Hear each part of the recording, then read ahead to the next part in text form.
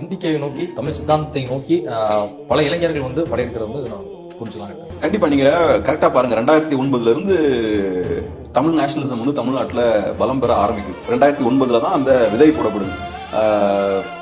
ஈழத்துல அந்த படுகொலைகள்லாம் நடக்குது. அதுக்கப்புறம் மக்களுக்கு அந்த ஒரு தமிழ் கான்சியஸ்னஸ் பில்ட் ஆக ஆரம்பிக்குது, ஒரு உணர்வு வர ஆரம்பிக்குது. ஸோ நம்ம தமிழர்களா ஏதோ ஒரு வகையில் நம்ம குறிவைக்கப்படுறோம், அங்க மட்டும் கிடையாது, இங்கேயும் ஏதோ சிக்கல் இருக்குன்னு ஒரு சின்ன குரூப் மக்கள் வந்து அதை புரிஞ்சுக்க ஆரம்பிக்கிறாங்க. அதுக்கப்புறம் அதை ஒட்டி நிறைய பேச ஆரம்பிக்கிறாங்க. அப்புறம் ஒரு பாயிண்ட்டுக்கு அப்புறம் நம்ம கட்சியா இவால்வ் ஆகணுன்ற ஒரு தேவை ஏற்படுது. சில கட்சிகள்லாம் அதுக்கப்புறம் உருவாக ஆரம்பிக்குது.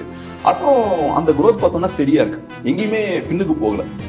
இப்ப நிறைய கட்சிகள்லாம் பார்த்தோம்னா பெரிய எழுச்சியோட ஸ்டார்ட் பண்ணுவாங்க, அதுக்கப்புறம் பட்டுன்னு அது காணாம போயிடும். சினிமாக்காரங்க ஆரம்பிப்பாங்க, பெரிய சத்தத்தோட ஆரம்பிப்பாங்க, ஆரவாரத்தோட ஆரம்பிப்பாங்க, ஸ்லோவா அப்படியே பேக்ல போயிடும். பட் இது பார்த்தோம்னா ஃபர்ஸ்ட் 2009 ஒரு சின்ன ஒரு விதை போடப்படுது. அந்த ஐடியாலஜி தமிழ்நாட்டுல கால் உணுது, அதுக்கப்புறம் கட்சியா மாறுறாங்க. அதுக்கப்புறம் பார்த்தோம்னா கொஞ்சம் கொஞ்சமா ஸ்டெப் பை ஸ்டெப்பா ஸ்ட்ராங் ஆகிட்டே இருக்காங்க.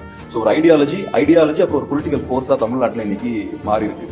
8% ஓட்டு வாங்குறதுன்றது பெரிய விஷயம். எனக்கு தெரிஞ்சு இந்த லாஸ்ட் ஒரு 30 இயர்ஸ்ல எந்த ஒரு கட்சியுமே சின்ன ஒரு கட்சியை ஆரம்பித்து 8% ஓட்ஸ் வாங்கக்கூடிய ஒரு கட்சியா மாறல. ஸோ என்டிகே மட்டும் தான் அந்த விஷயத்த அவங்க பண்ணியிருக்காங்க. ஸோ இப்போ என்டிகேவை ஏற்றுக்கிறோமோ இல்லையோ அதெல்லாம் செகண்டரி, ஆனா இது ஒரு பெரிய ஒரு அச்சீவ்மெண்ட்.